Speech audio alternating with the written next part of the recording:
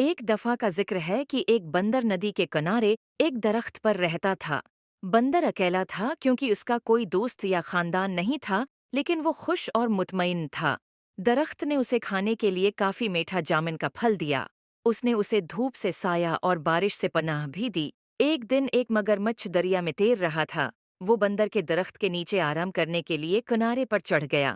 Hello, بندر نے پکارا، جو ایک دوستانی برتاؤ کرنے والا جانور تھا۔ ہیلو، مگرمچھ نے حیران ہوتے ہوئے جواب دیا، کیا تم جانتے ہو کہ مجھے کھانا کہاں سے مل سکتا ہے؟ اس نے پوچھا، میں نے سارا دن کچھ نہیں کھایا اور میں بھوکا ہوں۔ اب آپ سوچ رہے ہوں گے کہ مگرمچھ بندر کو کھا جانا چاہے گا، لیکن یہ بڑا ہی شفیق اور شریف مگرمچھ تھا اور یہ خیال کبھی اس کے دماغ میں نہیں آیا۔ میرے درخت میں بہت پھل ہیں، کیا آپ کچھ کھانا چاہیں گے؟ بندر نے کہا، جو خود بھی بہت مہربان تھا۔ اس نے جامن کا کچھ پھل مگرمچھ کی طرف نیچے پھینک دیا۔ مگرمچھ اتنا بھوکا تھا کہ اس نے تمام جامن کھا لیے، حالانکہ مگرمچھ عام طور پر پھل نہیں کھاتے تھے۔ اسے میٹھا میٹھا پھل بہت پسند تھا اور گلابی گودے نے اس کی زبان کو جامنی بنا دیا۔ جب مگرمچھ اپنی مرضی کے مطابق کھا چکا تھا تو بندر نے کہا، جب بھی آپ مزید پھل چاہیں واپس آ جائیں۔ جلد ہی مگرمچھ ہر روز بندر کے پاس آتا تھا۔ دونوں جانور اچھے دوست بن گئے۔ وہ باتیں کرتے، ایک دوسرے کو کہانیاں سناتے اور بہت سے میٹھے جامن ایک ساتھ کھاتے۔ ایک دن مگرمچھ نے بندر کو اپنی بیوی اور خاندان کے بارے میں بتایا۔ بندر نے کہا، آج واپس جاتے وقت اپنی بیوی کے لیے بھی کچھ پھل لے جانا۔ مگرمچھ کی بیوی کو جامن بہت پسند آئے۔ اس نے پہلے کبھی اتنی میٹھی چیز نہیں کھائی تھی، لیکن وہ اپنے شوہر کی طرح مہربان اور نرم مزاج نہیں تھی۔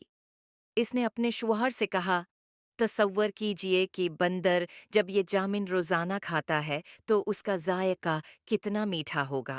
مہربان مگرمچھ نے اپنی بیوی کو سمجھانے کی کوشش کی کہ وہ بندر کو نہیں کھا سکتا، وہ میرا سب سے اچھا دوست ہے۔ اس نے کہا، مگرمچھ کی لالچی بیوی نہ سنتی۔ اپنے شوہر سے وہ کام کروانے کے لیے جو وہ چاہتی تھی، اس نے بیمار ہونے کا بہانہ کیا۔ میں مر رہی ہوں اور صرف ایک پیارے بندر کا دل ہی مجھے ٹھیک کر سکتا ہے۔ اس نے اپنے شوہر کو پکارا، اگر تم مجھ سے محبت کرتے ہو تو تم اپنے دوست بندر کو پکڑو گے اور مجھے اس کا دل کھانے دو گے۔ آخرکار اس نے فیصلہ کیا کہ اسے کیا کرنا ہے، اور اگلی بار جب وہ بندر کے پاس گیا تو اس نے اس سے کہا کہ وہ اس کی بیوی سے ملنے آئے، کیونکہ وہ جامن کے خوبصورت پھل کے لیے ذاتی طور پر اس کا شکریہ ادا کرنا چاہتی تھی۔ بندر خوش ہوا لیکن کہا کہ وہ نہیں جا سکتا کیونکہ وہ تیرنا نہیں جانتا تھا۔ اور اس کی فکر نہ کرو، مگرمچھ نے کہا، میں تمہیں اپنی پیٹھ پر لے کر جاؤں گا۔ بندر راضی ہو گیا اور مگرمچھ کی پیٹھ پر کود کر بیٹھ گیا۔ چنانچہ دونوں دوست گہرے چوڑے دریا میں چلے گئے۔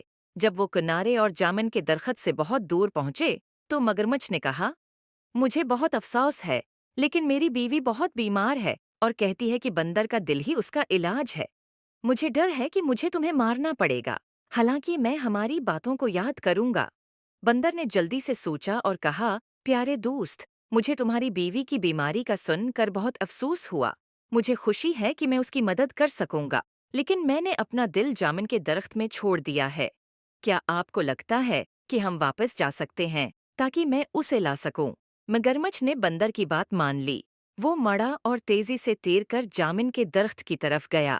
بندر اس کی پیٹھ سے چھلانگ لگا کر اپنے درخت کی حفاظت میں چڑھ گیا۔ میں نے سوچا کہ آپ میرے دوست ہیں، اس نے پکارا۔ کیا تم نہیں جانتے کہ ہم اپنے دل کو اپنے اندر رکھتے ہیں؟ میں پھر کبھی تم پر بھروسہ نہیں کروں گا اور نہ ہی تمہیں اپنے درخت کا پھل دوں گا۔ چلے جاؤ اور واپس نہ آنا۔ مگرمچھ نے اپنے آپ کو بہت بے وقوف محسوس کیا۔